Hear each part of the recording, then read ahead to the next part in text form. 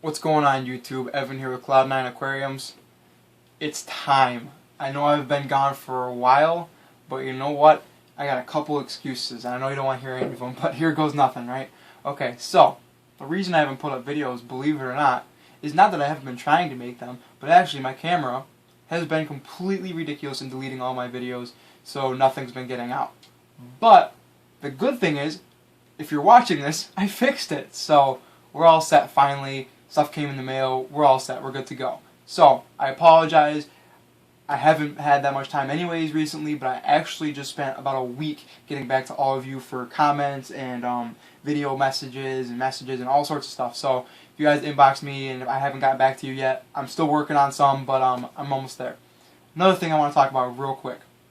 Subscribers. Dude, I just passed 1,200 subscribers, okay? That's ridiculous. So, as much as I would love to take credit for it, I really want to just give you guys a shout out because that's awesome. You guys are clearly doing the work. You know, you're sharing, you're telling your friends. You know, there's no reason that, you know, 1,200 subscribers don't come to a channel overnight. Okay, so whatever you guys are doing, keep doing it, definitely. If you aren't subscribed yet, dude, everybody's doing it. Give it the program, okay? For real. But so that's what we got going on. I really appreciate it. And by the way, too, you got to remember that this channel has been growing because of you guys, because you guys are the ones who give me the ideas for the videos you want to see. So, yes, I do have some ideas, but, you know, nowadays it's pretty much you guys send me ideas, and I'm thinking, okay, so I got a whole list of stuff coming up. It's going to be ridiculous. So, I do have a board. I'm going to be talking about aquascaping today. I know said I was going to bring it to you a while back. Clearly been having some camera problems. I also wanted my aquascapes to grow in a little bit before I showed you what was going down. But we're going to roll on it. I have a board I'm going to read off of because I want to keep this video, you know, like not an hour long. So I apologize if that distracts you, but you'll get over it because nobody wants to listen to me talk for 20 minutes. It may be 15 though, I'm sorry. So let's talk about aquascaping. Ta-da! 5 factors that we want to get into. I'm just going to kind of list them off and then I'll get into them. The 5 main factors, and this all kind of has to do with, they all kind of play off of each other, and this really goes into the balance of the tank. This time I'm talking about the balance in appearance-wise, okay? But it also affects the balance in terms of whether your fish are happy and your plants are growing right. So everything kind of plays off of each other. So 5 factors. We got the hardscape, we got a softscape, there's lightscape, waterscape, and lifescape, okay? Now, I know a lot of people just break it down into kind of 3 main categories. I like to talk about 5 because I feel like they actually are really important, and a lot of people won't think about them. So, hardscape. Let's talk about it. Hardscape basically boils down to your gravel, so any kind of substrate you're using, rocks or driftwood that you're going to put in your tank, and actually a lot of things that people won't think about are things like your filters, your heaters, things that aren't animate objects and that don't move around the tank. So when you're talking about hardscape, the things you want to think about are they going to go well with your fish? Are your fish going to be pleased with it? Obviously, you're not going to put live rock for saltwater fish in a freshwater aquarium. That's going to, first off, it's going to affect your water chemistry. And second off, your fish aren't really going to know what to do with it. It's not really going to appeal to them. Things like a slate rock make sense when you have angelfish because they like to spawn on vertical surfaces. Now I could put a spawning cone in there, but you know what, this is more of a show tank, so I kind of want it to look cool. So that's something you could put in. Things like driftwood too. If your fish come from areas with driftwood, maybe they like some driftwood. So I also have driftwood. I know you can't really see them because they're covered in moss nowadays, but that's what we got going on with that. So that's pretty much hardscape. Things to think about are, you know, whether they're going to be in each other's way. You know, if you have it all on one side, you're weighting your tank down too much. Another thing is, do you want to try to hide some things with other hardscape? Some people will use their driftwood and rocks to cover up their heaters and such. So that's things you want to think about. Your softscape is your plant life. That's pretty much what I would consider softscape. With interaction of softscape and hardscape, I kind of use softscape to soften up the edges of your hardscape. So you'll see, you know, I'll put some of my my golden Loidella right in front of my my stone here, just so it kind of softens that edge over there. You know, we soften up the driftwood with the Java fern and the Java moss. I can't talk today. It's fine, guys. Don't worry about it. I'm not trying to make a video or anything. So that's things you want to think about. I'm going to get more into Aquascape later because clearly I love playing in tanks, so we're going to have to delve into that a little bit more. Your lifescape has to do with your fish. Not only do you have fish that are going to interact well with each other, so if you're doing a community tank, you want to make sure your fish are going to get along together, and that your tank is set up adequately that they're all going to be happy. Things like your angelfish do like a more calm and settled tank, whereas rainbow fish actually do like a little bit of water flow. Now, that would make you think that you can't keep them together, but clearly I do it. How do I do it? Well, it's all about how I set up the tank. I'll get into it in a second, okay? But things to think about with Lifescape also are leaving swimming areas because you do want to see your fish. And you want them to be happy and not be trudging through plants all, just to even, get out of the tank. So, things to think about. Waterscape. It's an aquarium. It's got water in it. What else do you need to know, right? On to the next. No, seriously, actually, there's a little bit more in that. Just like I was talking about the rainbows, we got water flow. So that's things to think about. That'll actually interact with your softscape because sometimes you like to see your plants, go with the breeze of the water. Get your water flow.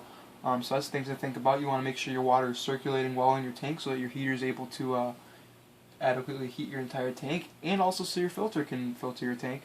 And kind of part of that, I know it's not water, but if you're doing any kind of bubbles, so if you have your air stones or under gravel filters or things like that, where you're going to create a current or airflow, that's things you want to think about. What's going to look good where, and how is it going to affect things around them. Finally, lightscape. And most of us are pretty lazy. I got a 4-foot long tank. I'm going to put a 4-foot long light over it. Most people aren't going to put a 2-foot over here, a 2-foot over here, and have one side be bright and have one side be dark. Most of the time it's pretty much the same thing. But at the same time, if you do have hardscape or even taller plants overshadowing things, you want to make sure that they're gonna not going to be competing for light. So if you have a lower light plant, it's okay to put that near a plant that's going to get big and it's going to be a highlight plant that may cover a little bit. So for instance, I'm trying to think if I have anything in here. Well, this Java moss is actually being covered up a little bit over here, but it's not to the point where it's a big, huge deal. But it's to the point where it is a lower light plant, so it's not really going to have a problem over there. So things to think about. I'm not planting anything, especially my baby tiers. That's all out in the open because those are highlight plants. They can't be covered because if they get covered, that's going to be a problem.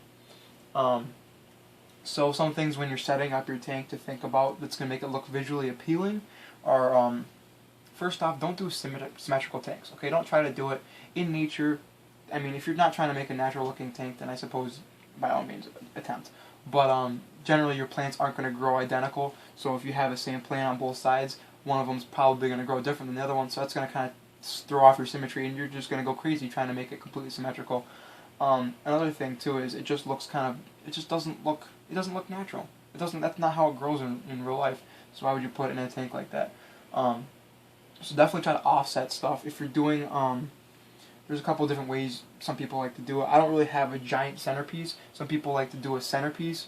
So maybe you have a giant, like a Madagascar lace plant or a huge Amazon sword, or even some kind of hardscape like a rock or driftwood. Generally, you don't want to completely center them because for some reason it just doesn't look right. So you always want to kind of offset it and set it off to the side just a little bit, and that'll definitely help out your symmetrical kind of a feel. Another thing to think about is triangles. Okay, when you're planning a tank, you definitely want to plant your plants in triangles, or at least do your best to make triangles. Now that's also dealing with height and spatial wise. So you can see, for instance, in the center of my tank, I have a nice triangle going up, so it's kind of like a pyramid kind of thing going on, but it's also a triangle planted out like this.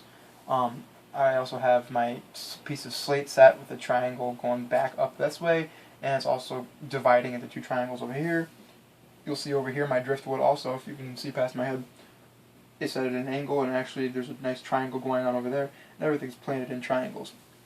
When you're planting your plants, you definitely want to make sure that you keep them all together. You don't want to mix, a stem of this over here, a stem of that over there, and you mix them all together. It just looks like crap. That's not how it grows in real life either. Generally, if you're looking in nature, things are going to grow in bunches. That's how they spread. They're going to be next to each other. So you want to make sure you do nice bunches. It's going to make it look a lot better. So that's kind of what I'm thinking with triangles when I'm trying to convey to you. Some other things you want to definitely consider are the spatial things. There's three main parts of spatial. You have your depth, your height, and your position. Now, Your depth, I'm talking about how far is it into the tank. So what that deals with is the different types of plants when you have a foreground, a midground, and a background plant.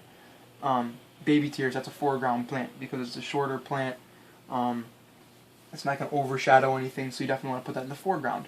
So that's what type of depth you want for that. Something such as an Amazon sword could be a mid-ground plant or it could be a background plant depending on the size of it. Your jungle valve, definitely a background plant. Okay, that's going to reach the top of the surface always. So it's going to be set in the back and always looks great as a background plant. If you have it in the foreground, you really won't be able to see anything through it. Your fish, your other plants, so the things you want to think about. You want to put a tall plant in front of a short plant because you never see a short plant. Your height, that's talking about the heights of the plants. So that's basically what I just kind of got into right there. But things to think about is when you buy your plants, they may not be the actual height. So definitely research how those plants are going to grow. And obviously you're going to have to watch how they grow under your lighting conditions and in your tank conditions because it could change. I've had instances where I was assuming that this plant was going to get taller than the other one, and I ended up planting them, so they looked great when I planted them, but one of them grew twice as fast as the other one, so that one actually ended up overshadowing the one behind it, so I had to actually swap them out. So things to consider. Definitely do your research. And with anything else, just plan, okay? Take your time, there's no rush, and it's going to save you a lot of hassle later on, because, plants don't like to be uprooted and moved around a billion times. So definitely before you root anything, definitely make a good solid plan. Position-wise. Position-wise is really where you're going to place it in the tank.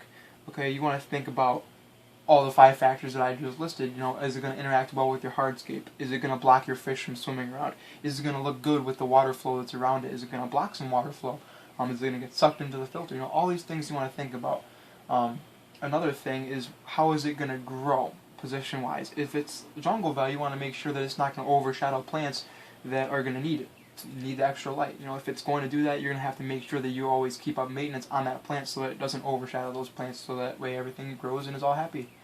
So that's what I got going on with that. That's kind of what I got, just kind of the basic gist. I know it's a lot to take in right now, and I can get more in depth definitely when you guys give me more questions about it.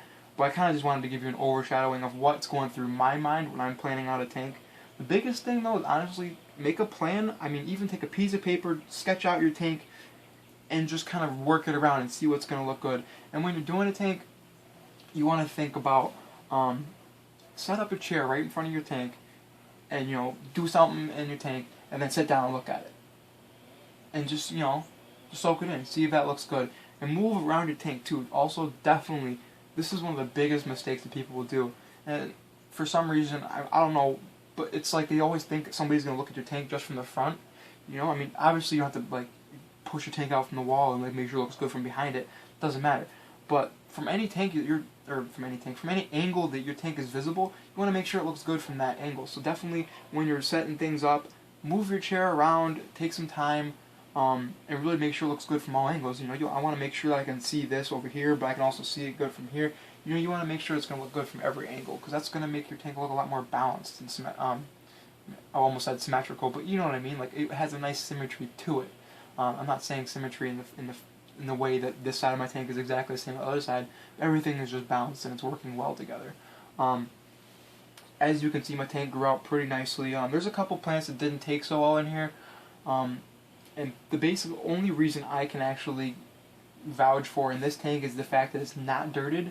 So everything's a little bit more challenging to grow in here. Some things take off a lot more than others. Like this baby tears, I trim back a ridiculous amount, and it just keeps going like crazy. It doesn't look as lush as it did a couple days ago because I did actually just do a really good vacuum on it, so it kind of smashes it in a little bit, which helps it grow a lot better too, because it just tends, when you have a carpet this thick, it tends to grab a lot of gunk on it, and then the dead leaves in the bottom start piling up, so when you trim it up, you actually end up killing everything off because the bottom leaves have all rotted away because they're not getting light, so you want to make sure you thin that out. But we're not talking about carpets right now, we're talking about aquascaping. So I'm going to take you over to the 30 tall, we're going to check out what I got going on over there, and then I'll cut you loose.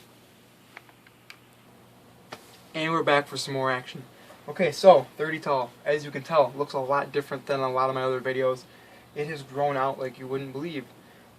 Let's talk about this. This is a different type of escape than I definitely got going on in my 40 long. and I really wanted to make sure I did a different scape so you could see kind of two different variations. This one, I don't use any hardscape in this besides my gravel bed, obviously. As you know, this tank is dirted. There's a completely different look to the plants that have been growing. Things that didn't take off at all in the 40 tall or the 40 long, completely just, I can't even keep them under control now. So let's talk about some stuff in this tank for sure. First off, when you're planting something like this is a tall tank. So when I'm talking about height in my plants, you want to make sure that you get some tall plants for the back, so you can tell this temple plant is ridiculous. It is growing out of my tank. The awesome part about it is that it's actually covering up my entire heater and my intake on this side, so you don't even know those exist, which is great. Okay, makes the tank look a lot more clean. As you can see, my my Yaka is just this stuff. I can't even tell you how much of this I've already given away because I prune it back every single week. I have to cut it about halfway, and it's just out of the tank by the end of the week, and it's just getting blown all around. So this stuff grows ridiculous in dirted tanks. Not so much in not dirted tanks though, because in my 40 tall it didn't take. But again, we're talking about layout wise. So you want to put something big. It's going to take up the whole background. It's going to flow a little bit in the water, but if you put it over in front, it's going to come over. It's going to drape over the entire tank, so it's going to look really weird. But I actually did put the angustifolia, as you can see back in that corner, in front of the filter outtake, output, whatever you want to call it. I put it over there because I just like how it looks. See how it just kind of flows in it, and it just it brings a little bit of plant life to the actual tank. You know, it looks like the plants are living. It's more movement. I like movement in my tanks. I like to see the water flow. I think it's cool. At the same time, in that corner, you put a little bit of air bubbles, but you know they're offset in the corner, and it's something just to kind of add some more uniqueness and some, I don't know, it's interest. Okay, you want to bring some interest to your tank. You don't want it to get boring. Everybody's kind of hiding out right now. They're actually all in the back. Only guys who want to come out and play today apparently are the Tetras. Everybody else is thinking they're going to be sleeping because they're used to their schedule. This tank goes off in the middle of the afternoon. I'm filming this in the middle of the afternoon, so they're actually thinking they're going to be going to bed right now. As you can see, this Lubigia ribbons is going crazy too. But again, I put it off to the side, so it's kind of got a C shape in here. Or you can think of it as triangle and a triangle. So that's things you want to think about when you're planting a tank like this. I do have a big open area. I have tried to plant this with baby tears, but believe it or not, I'm not sure which fish it is in here, if it's the Buenos Aires Tetras, or maybe it's the, I think there are Siamese alligator that I have in here. But somebody in here is just nomming the crap out of them, because every single time I put them in, gone. I mean, I planted them yesterday, and they're gone. Just anything they haven't got is what was underneath the gravel bed. So something is nomming my plants. Things to think about with your plant life and your actual life, if whether or not they're going to get along, you know. Some fish like to nom your plants. Unbelievable. They're not even cichlids. But as you can see, it's just a little bit of a different feel and layout than my other tank, which is cool. You know, you don't want all your tanks to look exactly the same. But they grow in together. So that's what I got going on. Definitely, if you have questions, hit me up. Okay, I know I've been kind of off the charts lately, I guess you want to call it. But I'm back in town. Everything's good. We're rocking and rolling. There's been a lot of videos coming at you lately. I have something huge to show you that I'm about to be showing you a video. I'm actually going to make it right after this. So stay tuned. It'll probably come out same week. Within maybe I'll even put it up tomorrow. You know what? Who knows? So definitely stay tuned. If you haven't subscribed yet, everybody's doing it. Absolutely, just let's go. Let's go. Share the videos, like it definitely if you like it. If you don't like it, I'm sorry. Get a life. Speaking of get a life, why do people try to get in fights with you on YouTube comments? I mean, my subscribers have actually told off people in my comments for me because I wasn't there. Like, I mean, if you don't agree with what I'm saying, that's cool and that's fine and dandy. But like, I mean, don't take it so personally. Like, this is a hobby. We're all supposed to be getting along and helping each other out here. So, you know, keep it real, keep it nice. I shouldn't have to come onto YouTube to monitor people whether or not they're saying like kind or hurtful things. You know, we're all grown adults here. Let's act like it. So, but definitely keep sending me comments and video ideas. So that's what I got going on for you, and hope this brings you and your fish tank just a little bit closer to Cloud 9, I guess.